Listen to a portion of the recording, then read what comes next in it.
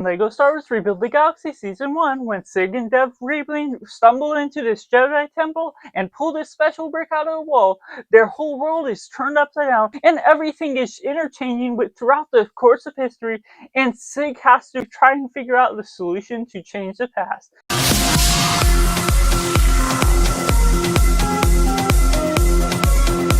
Hello and welcome to Cinema, where we focus on a film. I'm Josh, this is Simply Cinema, and let me know in the comments below what you thought of Rebuild the Galaxy Season 1. Do you like it, do you not like it, or is it somewhere right in the middle? But taking it right in positive, LEGO Star Wars Rebuild the Galaxy is a fresh step into the reality where the writers are fans of not only Star Wars, but LEGO Star Wars just as well, where they have a mission and understanding of the history and are connected with the community growing up throughout the past that really realistically takes all the ingredients that you want,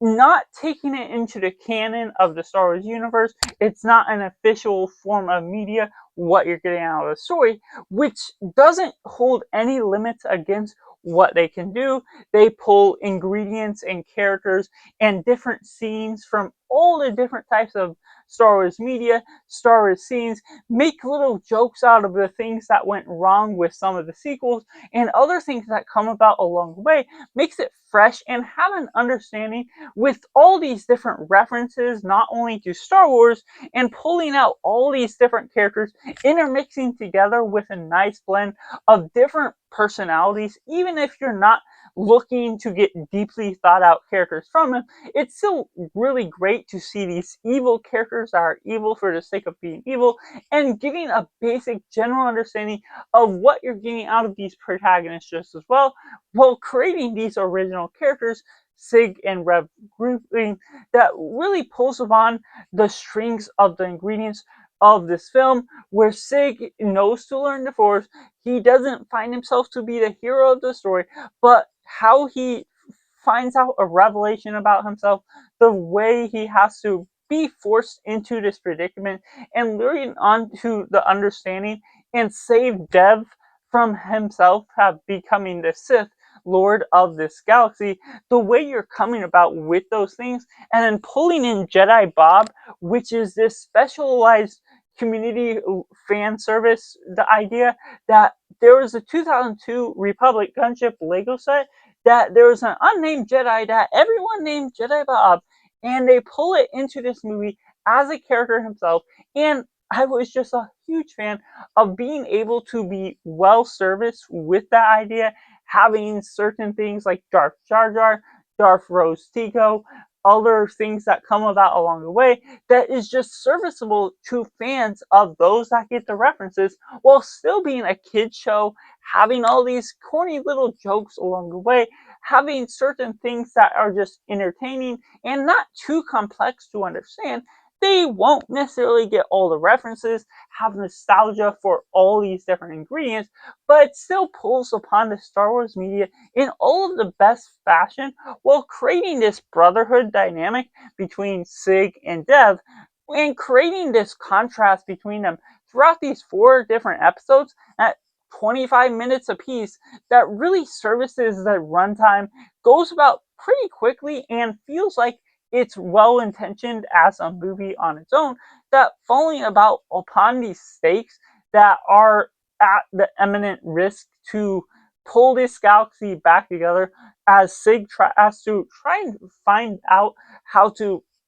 put the pieces back together and revive the past of what he's going on to. There's quite a few twists that come about throughout near the ending of the story that is strong and powerful, and the ending also opens itself up to the season 2 that we are leading into, so it feels intentional with leading into a sequel. There's so many different new realms of where this story could lead on to, but even containing it within this particular season, if this film was its own thing, I would still enjoy it and implore it for the nature that it goes into its plot. It has some devastating marks along the way, but of course it's still pulling about the sense of adventure, the entertainment. It feels like a piece of Star Wars media that is on its own and independent. Of course, you're intermixing all these characters that shouldn't be together because of the age. You're having a younger Darth Maul, but also having a younger Leia and an older Luke. Having all those different characters put together doesn't make sense within that, but you easily suspend your disbelief because that's just what you take these type of Lego Star Wars films for, is just the exploration of having no limits to the actual Star Wars canon and being able to go free off on your own, but taking this as someone that is a fan of Star Wars, is a fan of Lego Star Wars, and seeing how well the Star Wars writers put this film together is something that's well equipped to be expressible for kids alike that don't care about all these minute little references, but those are Lego fans and those are fans of Lego Star Wars just as well will get all the fun entertainment and fan service just from getting all these references, even down to Darth Jar Jar, Jedi Bob, and all the little bricks that make up the visual puns just as well. Which takes me into the mix on it. If you aren't attached to Lego Star Wars media, this could just be a one off show for you that you may enjoy for what it is, what it has to offer, but you won't be getting all of the heart held messages that is carrying on along with it. Of course, you'll still see, likely as a Star Wars fan, all these different Star Wars characters intermixed within their own realm. So that could be a fun note to dive into this show for, and it could throw some people off just by some of the humor that these Lego Star Wars specials tend to carry, but there is still a heart for the intention of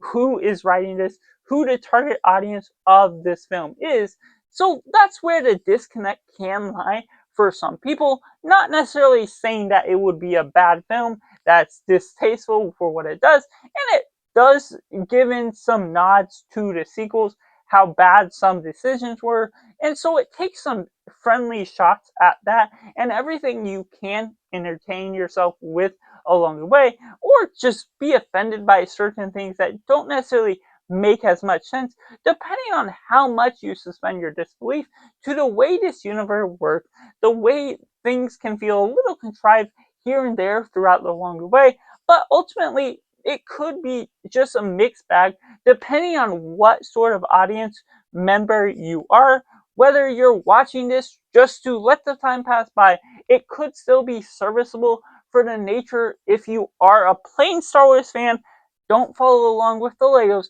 It still offers a sense of entertainment, a sense of adventure, but there is still some disregard to some layers of the enjoyment level you are missing out on if you don't necessarily know all the references, all the brick names, all these different things that feature something special about the past of Lego Star Wars that combines to make this extra special more so than the Lego holiday specials that we have been getting recently because of the speciality of the writers that are being placed behind it. And taking it right in the negatives, unfortunately, like some of the other Star Wars specials, this is more geared toward kids, and right away, this is still more favorable and serviceable to me personally. I enjoy what we get out of the little remarks, the little bits of humor, and of course, the whole immersive experience. I enjoy the writers just as well, but there's certain things about the way they make things a little bit too convenient, a little bit too contrived, how they end up falling down a cliff in order to find a Jedi temple, how they lead on to these different mistakes, and these plot armors that is very self-evident along the way, where the bad guys don't kill the main protagonist for the sake of having the story happen. And that's just something that could be held back a little bit if you were able to have these protagonists be able to hold their own, be able to fight off the bad guys in their own sort of way that would work more favorably and not have the bad guys be so overpowered that you have to suspend your disbelief a lot more. So those are the main issues that are holding the show back. It's just some of the writing is a little cheap, a little on the nose, that even though it's serviceable for targeting itself for kids, having all these references that only adults would know, that all the nostalgic fans would know of those of the past, there's something that maybe Lego got behind it and wanted to make it more kid friendly, but of course kids still are able properly understand a more complex than what this one has to offer, that otherwise I would have liked to be a lot more sustainable within the way it works out its problems and sets up the problems to begin with, and not make everything so coincidental that once you get to the end, there's not as satisfying conclusion because of the workings of how you got to that ending to begin with. So that's just my personal thoughts on LEGO Star Wars Rebuild the Galaxy Season 1, which I have to rate as simply 7 out of 10. Let me know down in the comments below what you thought of LEGO Star Wars Rebuild the Galaxy. Are you a fan of LEGO and LEGO Star Wars alike to be able to enjoy this? Or did you go into this with something that you separated yourself from the beginning? Make sure to like this video if you enjoy it, subscribe if you haven't already to join in Film Culture Community, where we talk about a lot of cinema as a whole. So that's just all, and make sure to do yourself a favor and go watch a movie.